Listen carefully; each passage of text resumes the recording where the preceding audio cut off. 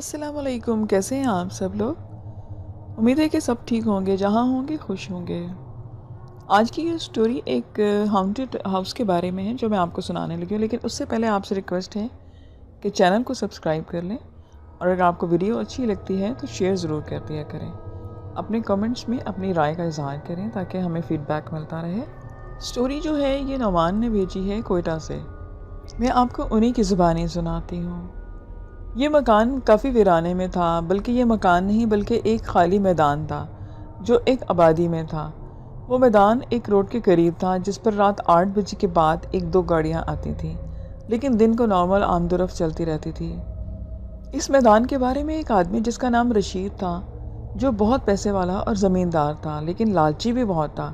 इसने इस इलाके में ये फैला रखा था कि यहाँ पर जिन्न है जो इस इलाके में रात को घूमता है और इसका ठिकाना इस मैदान के करीब है। दरअसल वो ऐसी अफवाहें इसलिए फैला रहा था क्योंकि ये इस मैदान को मुफ्त में हड़पना चाहता था, लेकिन इसको मालूम नहीं था कि ऐसा सच में होने वाला है। वो लोगों के दिलों में डर फैला रहा था और लोगों ने इस पर आसानी से यकीन भी कर लिया, क्योंकि एक ज़माने में इस वाक़े पर एक दो वाक़यात हुए थे। एक वाक़या ये था कि इस जगह यानी इस मैदान के पास ही अनाज पीसने वाली मशीन हुआ करती थी और अब इसी जगह पर एक छोटी शहीद हुई मस्जिद भी थी। इस मस्जिद का सिर्फ आधा हिस्सा, अगला वाला हिस्सा बचा था जो ज़मीन से था, बाकी ना छत थी और ना दीवार। इस आटा पीसने वाली मशीन रात को जो आदमी सोते इनके साथ अजीबो हरकत होती। कभी छत से टन टन की आवाज़ें आती और कभी कबूतरों के फड़फड़ाने की आवाज़ें। इस तरह वहाँ कोई ना रह सका और एक दिन एक तेज़ रफ्तार गाड़ी आ रही थी। जैसे ही इस मैदान के सामने आई तो अचानक से यू टर्न हुआ और इस आटे वाली मशीन की छत पर गए और वहाँ ऐसे रुक गई जैसे रोड पर हो। बस ऐसे वाक़यात होने के बाद वो मशीन भी गैराबाद हो गई, क्योंकि इन हादसात से लोगों में डर बैठ गया था। तो सब लोग इस मैदान से क्रॉसिंग करते वक्त आयतल कुर्सी पढ़ते और अगर गाड़ी पर होते तो स्पीड कम कर देते। हालांकि सिर्फ 2-3 हादसे ही हुए थे, लेकिन इसमें कोई जानी नुकसान भी नहीं हुआ था। लेकिन फिर भी लोगों के दिलों में खौफ था। इस बात का फ़ायदा उठाते हुए रशीद ने अफवाहें फैलाकर जैसे बात में नमक और मिर्च मसाला डाल दिया। वो हर रोज़ नई नई बातें बनाता कि आज इस जिन को सांप के रूप में देखा गया है। जिन ने इससे कहा है कि मैं तुम्हें इजाज़त देता हूँ, तुम यहाँ पर अपना घर बना सकते हो, लेकिन ढोल कभी भी ना बजाना।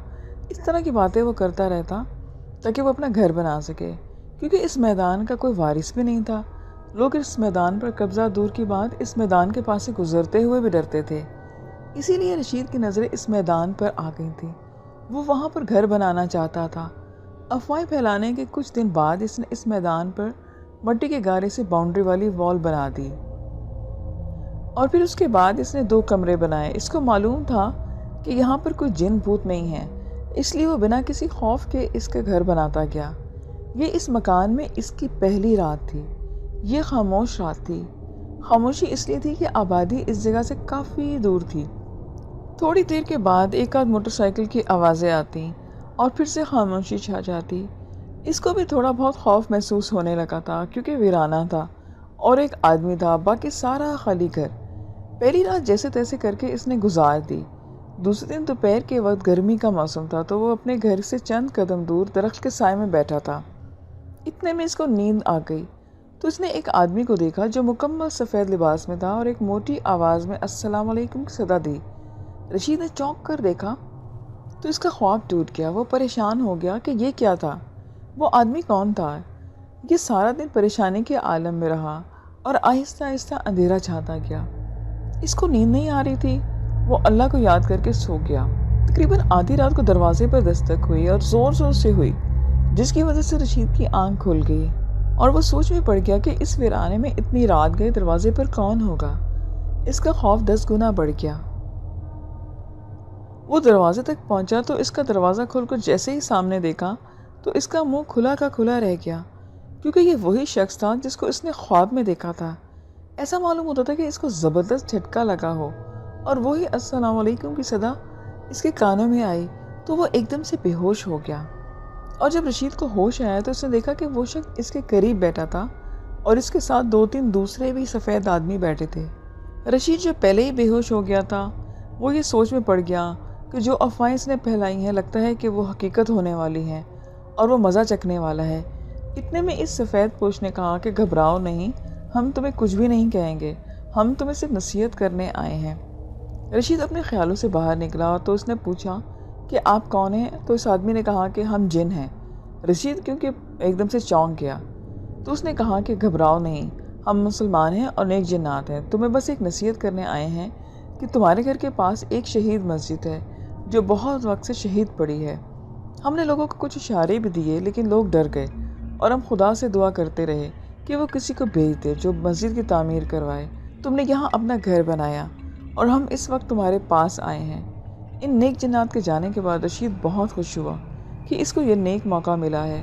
اس نے اپنی زندگی میں جتنی ہیرا پھیریاں کی تھیں وہ ان سب سے توبہ کرنے لگا، اور دوسرے دن سامان منگوا کر رشید نے اس شہید مسجد کو دوبارہ سے تعمیر کرانا شروع کر دیا اور اپنے برے کاموں سے ہمیشہ کے لیے توبہ کر لی۔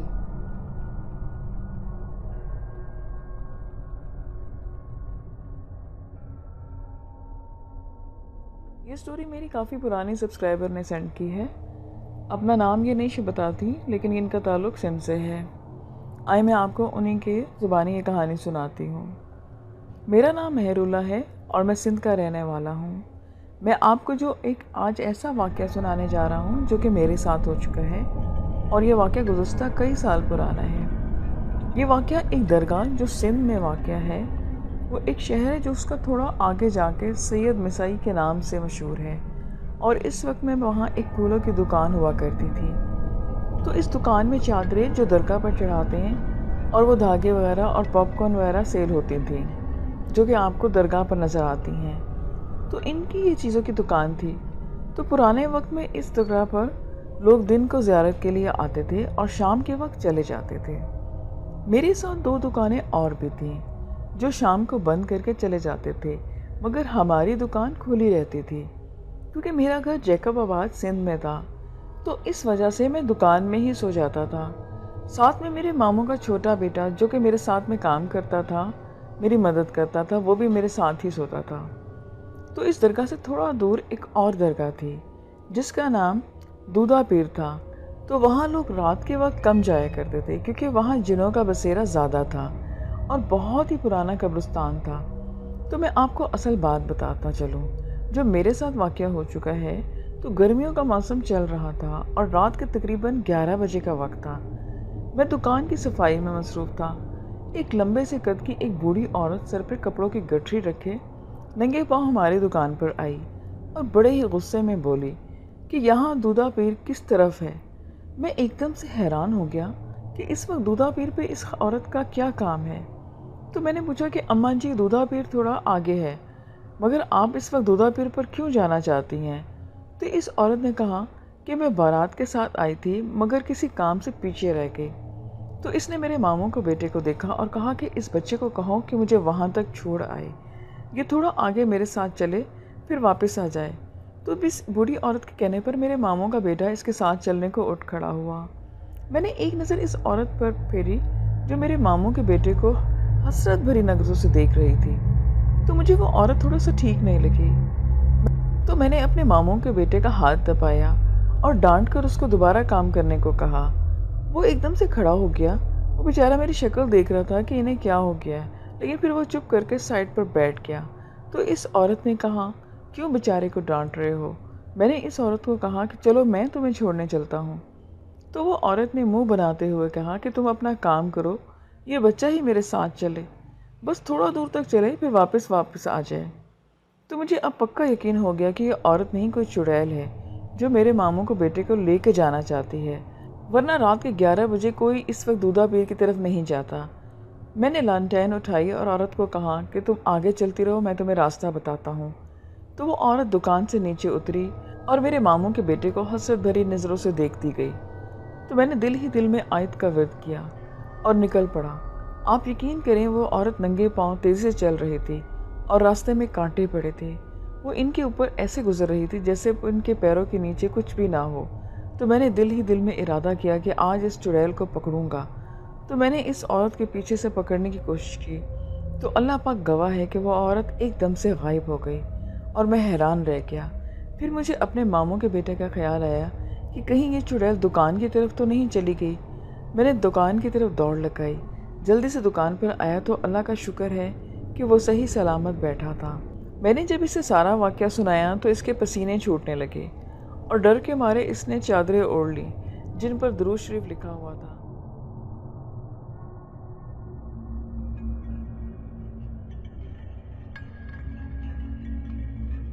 یہ سٹوری سارا نے کراچی سے بھیجی ہے۔ کماڑی میں سرکٹا انسان جسے عام طور پر صرف سرکٹا ہی کہا جاتا ہے، بہت سارے سالوں سے 1.5 صدی سے موجود ہے۔ 1 صدی پہلے کی بات ہے کہ سرکٹے کو کچی برادری کے افراد خبیث یعنی گردن سے سرکٹا ہوا شیطان کہتے تھے، جبکہ اس کا مسکن مسان روڈ سے لے کر مزار غائب شاہ اور میولس مینشن تک بچھی ہوئی ریل کی پٹری پر برتایا جاتا تھا۔ بعض بڑے افراد کا کہنا ہے کہ 80 کی دہائی کے شروع کے دنوں تک مسجد توحید تک ریلوے کماڑی سے جو ملی ہوئی ریلوے کی پٹری ہے اور ایک بنگلے میں بھی سرکٹا انسان موجود تھا۔ 60 اور 70 کی دہائی میں محمدی انجینئرنگ ورکشاپ کے پیچھے بھی جہاں نیٹی جیٹی سے آنے والا سمندری ذخیرہ ہوتا ہے، یہاں پر بھی سرکٹے کو اکثر دیکھا گیا تھا، اور قیام پاکستان سے قبل بندر روڈ نیٹی جیٹی سے کماڑی بندرگاہ تک کے بارے میں کہا جاتا تھا کہ یہاں سرکٹا گھومتا ہوا نظر آتا ہے۔ اسی لیے اس دور میں صدر اور بند روڈ سے فلم کا آخری شو دیکھ کر پبلک ٹرانسپورٹ سے ٹاور پر اترنے والے نیٹی جیٹی سے کماڑی آنے جانے والے اس خوف سے ٹرام پہ بھی سفر نہیں کرتے تھے اور پیدل ہی سفر کرنے کو ترجیح دیتے تھے کہ اب وہ سرکٹے سے محفوظ ہیں۔ سیکرڈ ہارٹ چرچ کے بارے میں بھی کہا جاتا تھا کہ مغرب کے بعد فجر تک ایک کرسچن سرکٹا اس چرچ اور اسکول کے پارک میں چہل قدمی کرتا نظر آتا ہے۔ اگر کماڑی سے کوئی لسنر یہ سٹوری سن رہا ہے تو اسے پریشان یا خوفزدہ ہونے کی بالکل بھی ضرورت نہیں ہے۔ وہ بلا خوف اور بلا ڈر کے ان علاقوں سے گزر سکتا ہے، کیونکہ ڈائن، بھوت، چڑیل اور دیو اور زومبی کی طرح سرکٹا بھی ایک مخلوق ہے، اور کراچی کے تقریباً ہر علاقے میں یہ مخلوق موجود تھی یا اب بھی ہے۔ اس لیے جو علاقے ویران تھے وہاں پہ سرکٹے کا مسکن بتایا گیا تھا، اور جب وہ علاقے آباد ہو گئے تو سرکٹا وہاں سے غائب کر دیا گیا۔